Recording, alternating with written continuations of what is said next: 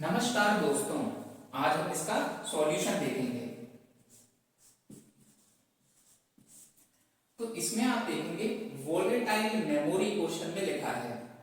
तो सबसे पहले तो हम मेमोरी देख लेते हैं कि कौन कौन सी हैं। एक है हमारी वोलेटाइल और दूसरी है नॉन वोलेटाइल।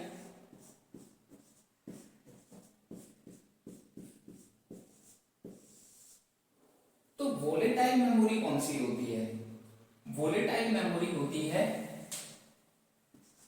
रिटेन इट्स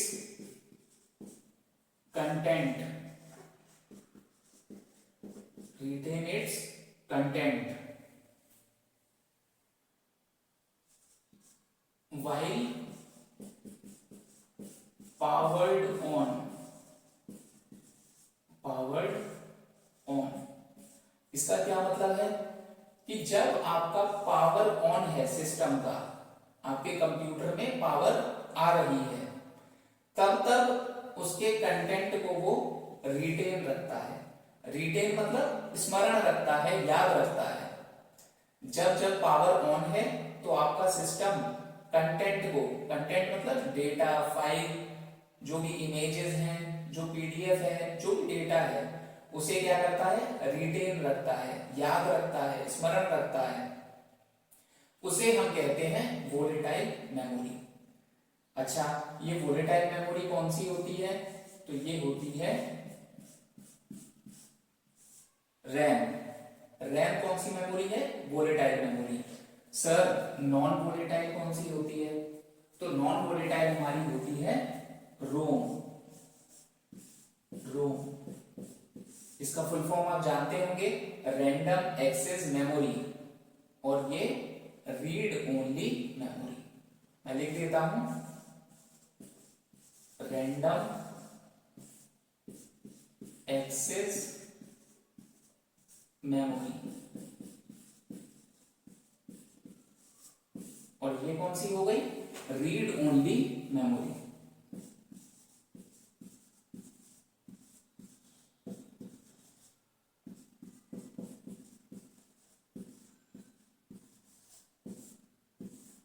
तो इस क्वेश्चन के साथ काफी क्वेश्चंस हम कवर करते जा रहे हैं। अब क्वेश्चन आप पढ़ेंगे तो लिखा है is correct categorization of volatile memory, यानी कि वोलेटाइल मेमोरी का कैटेगराइजेशन बताइए।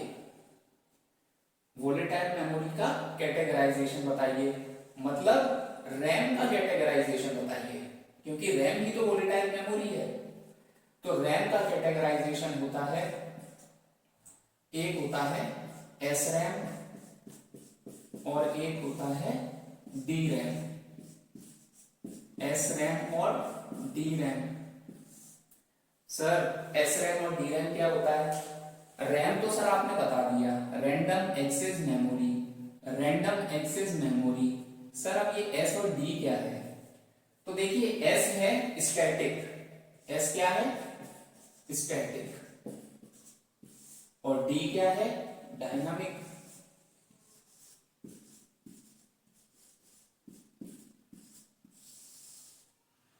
तो स्टैटिक मेमोरी और डायनामिक मेमोरी, एस रैम और D RAM.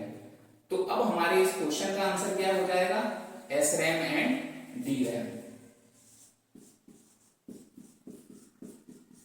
S RAM and D RAM.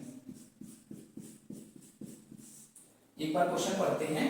इस correct categorization of volatile semiconductor memory based on the data retention capacity. Retention मतलब याद रखने की क्षमता, स्मरण रखने की क्षमता।